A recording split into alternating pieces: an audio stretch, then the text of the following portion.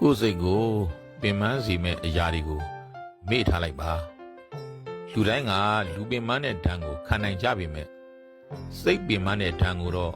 မခံနိုင်ကြဘူးဟိုအရင်ကလေးဘဝကကိုယ်အလိုမကြတိုင်းချော့မဲ့သူစိတ်ချမ်းသာအောင်ပျော်ရွှင်အောင်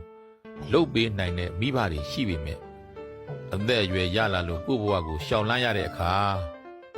ဘယ်သူကမှကိုယ့်စိတ်ကိုချမ်းသာအောင်ပျော်ရွှင်အောင်လုပ်မပေးနိုင်တော့ဘူးကိုယ်စိတ်ကသာကိုယ့်ကိုစိတ်ချမ်းသာအောင်ထားနိုင်မဲ့တစ်ခုတည်းသောအရာဖြစ်တယ်လူတိုင်းကဘဝမှာအကြောင်းအမျိုးမျိုးကြောင့်စိတ်ဓာတ်ကြခြင်းဝမ်းနည်းခြင်းပူဆွေးသောကတွေပြေးမလွတ်နိုင်အောင်ရှိတတ်ကြပါတယ်ဒါပေမဲ့ဒီအရာတွေအားလုံးကကိုယ်စိတ်ကဖြစ်ပေါ်လာတာကြီးပဲကိုယ်စိတ်ကိုထိန်းရင်ဖြစ်ပေါ်လာတဲ့ခံစားချက်တိုင်းကိုအစွဲမထားရင်အကောင်းဆုံးပါဖြစ်သမျှအကြောင်းကိုပြုပြင်ရရင်ပြုပြင်လို့မရတဲ့အရာဆိုရင်ကြည်ကြည်နက်နက်လက်ခံလိုက်ပါကြားသမျှစကားတွေကိုနားတဲ့အစွဲမထားပါနဲ့နားထောင်သင့်သမျှနားထောင်နားမထောင်သင့်တဲ့စကားတွေကိုထုတ်ပလိုက်ပါဘာဘူးမှအစွဲမထားပါနဲ့လူတိုင်းကလူပင်ပန်းတဲ့ဓာတ်ကိုခံနိုင်ကြပေမဲ့စိတ်ပင်ပန်းတဲ့ဓာတ်ကိုမခံနိုင်ကြဘူးဒါကြောင့်ကိုယ်စိတ်ကိုပင်ပန်းစေတဲ့လူတွေကိုမေ့ထားလိုက်ပါကိုယ်စိတ်ကိုဒဏ်ရာပေးတဲ့ဝန်းကျင်ကိုဝေးဝေးနေလိုက်ပါကိုယ်နဲ့မကိုက်တဲ့ဖဏတ်တွေကိုသဲကြိုးပြတ်တဲ့အထိသဲကြိုးပေါက်ခံပြီးတော့မစည်းချင်ပါနဲ့ကိုယ်ခြေတောင်းနဲ့ကိုက်တဲ့ဖဏတ်တရံဆိုတာကတော့ရှိကိုရှိမှာပါရှားစည်းလိုက်ပါကိုယ်ခံစားချက်တွေကိုလူတိုင်းကိုယုံပြီးတော့ဖွင့်မပြောလိုက်ပါနဲ့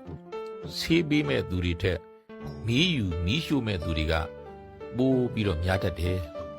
ဒီစိတ်နဲ့ကိုယ်လည်းပျော်နိုင်မှာမဟုတ်တော့တကယ်တော့လောကမှာပျော်ရွှင်မှုပေးနိုင်တဲ့သူဟာကိုယ်တိုင်ကလွဲပြီးဘယ်သူမှမရှိနိုင်သူကငါ့ကိုအယမ်းချစ်လို့ပျော်ရွှင်အောင်ထားနိုင်မယ်လို့မတွေးပါနဲ့ကိုယ်လဲလူသူလဲလူအ ਨੇ မြတော့စိတ်ရှုပ်စရာတွေရှိနိုင်တာပါပဲကိုယ်စိတ်ကိုယ်တောင်ပျော်အောင်မထားနိုင်တာသူတစ်ပါးစီကရဖို့ဆိုတာမဖြစ်နိုင်ပါဘူးဘလောက်ပဲကြီးမားတဲ့ပြဿနာတွေဖြစ်နေပါစေအချိန်တန်ရင်တော့လေ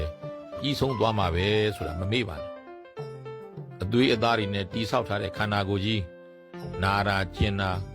ကြိုက်တာခဲတာတွေရှိတယ်ဆိုတာသဘာဝပါအဲ့ဒါသဘာဝဒုက္ခသဘာဝဆင်းရဲတယ်